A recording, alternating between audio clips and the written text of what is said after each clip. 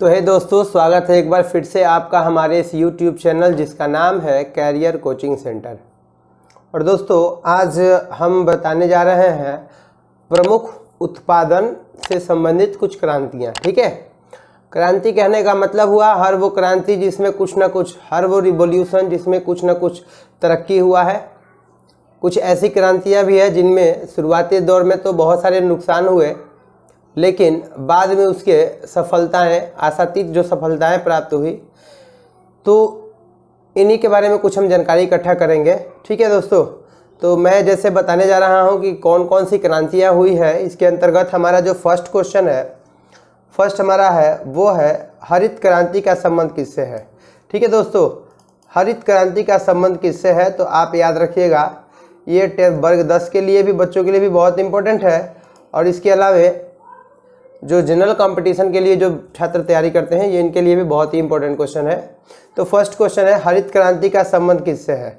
तो दोस्तों इसे याद रखिएगा, हरित क्रांति का संबंध है खाद्यान्न से। और खाद्यान्न का मतलब होता है खाने पीने वाली चीज़ें, खाने पीने की वस्तुएं के अंतर्गत में कौन कौन सी आती हैं। जिसका सबसे ज़्यादा प्रभाव पड़ा है हरित क्रांति का, वो हुआ है किसके ऊपर, गेहूँ के ऊपर।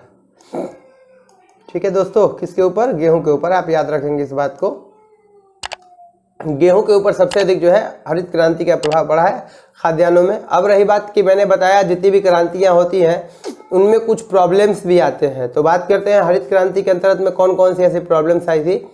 तो इसके अंतर्गत जो हुआ था वो मिट्टी का जो ह्रास भी बहुत अधिक मात्रा में हुआ, क्योंकि आवश्यकता से अधिक मात्रा में जो लोग हैं उसमें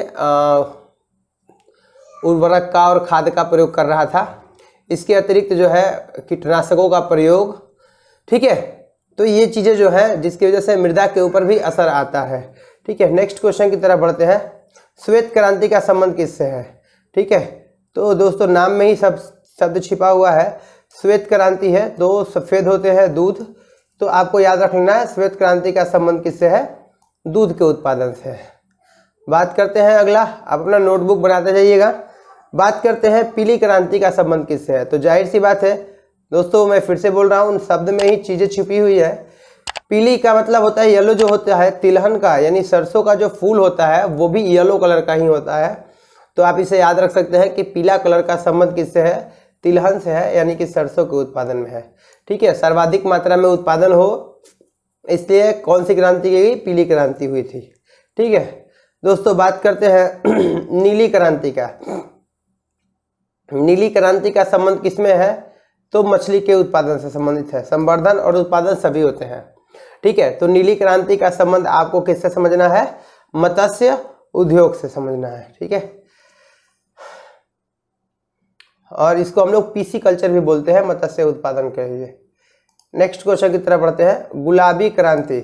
ठीक है, मछली में ही एक होती है झींगा मछली होती है। ठीक है, इसमें ब्लड नहीं होता है, तो वाइट वाइट दिखती है झींगा। ठीक है, तो झींगा किससे संबंधित है, गुलाबी क्रांति से संबंधित है, झींगा का उत्पादन है। बात करते हैं काली। तो काली या फिर कृष्ण क्रांति के अंतर्गत में आता है काली। तो अगर दोस्तों अगर आपने कभी पेट्रोलियम को देखा होगा, तो जो पेट्रोलियम जो जमीन से निकाले जाते हैं, पेट्रोलियम जो जमीन के धरती के अंदर से जो पेट्रोलियम निकाले जाते हैं, उनका कलर भी ब्लैक कलर का ही होता है। ठीक है, तो काली क्रांति का संबंध पेट्रोलियम के उत्पादन से है। ठीक है, इसे याद रखिएगा। या कृष्ण क्रांति का संबंध किससे है, ठीक है, पेट्रोलियम से। नेक्स्ट क्वेश्चन की तरफ बढ़ते हैं दोस्तों, लाल क्रांति का संबंध किससे है। तो दोस्तों आपको पता चलना चाहिए लाल क्रांति का संबंध जो है टमाटर और मांस उद्योग से है। तो टमाटर भी रेड रेड होता है और मांस भी रेड रेड होता है, तो टमाटर और मांस दोनों लाल क्रांति के अंतर्गत आते हैं। ठीक है दोस्तों, नेक्स्ट क्वेश्चन की तरफ बढ़ते हैं। अगला क्वेश्चन है अगला, रजत क्रांति। ठीक है दोस्तों, रजत क्रांति का संबंध किससे है। तो आपको याद रखना है रजत क्रांति का संबंध अंडा के उत्पादन से है। ठीक है, अंडा में वृद्धि हो उसके लिए रजत क्रांति लाया गया है। ठीक है, तो आप इसे याद रखेंगे, रजत क्रांति का संबंध किससे है, अंडा से है। नेक्स्ट क्वेश्चन की तरफ बढ़ते हैं, भूरी क्रांति। भूरी क्रांति का क्या है, ठीक है, खाद्य प्रसंस्करण। ठीक है, भूरी क्रांति का संबंध किससे है, खाद्य प्रसंस्करण से भी होता है। नेक्स्ट क्वेश्चन की तरफ बढ़ते हैं, बादामी क्रांति का संबंध किससे है, तो याद रखिएगा दोस्तों, बादामी क्रांति का अंतर्गत आता है मसाला के उत्पादन में।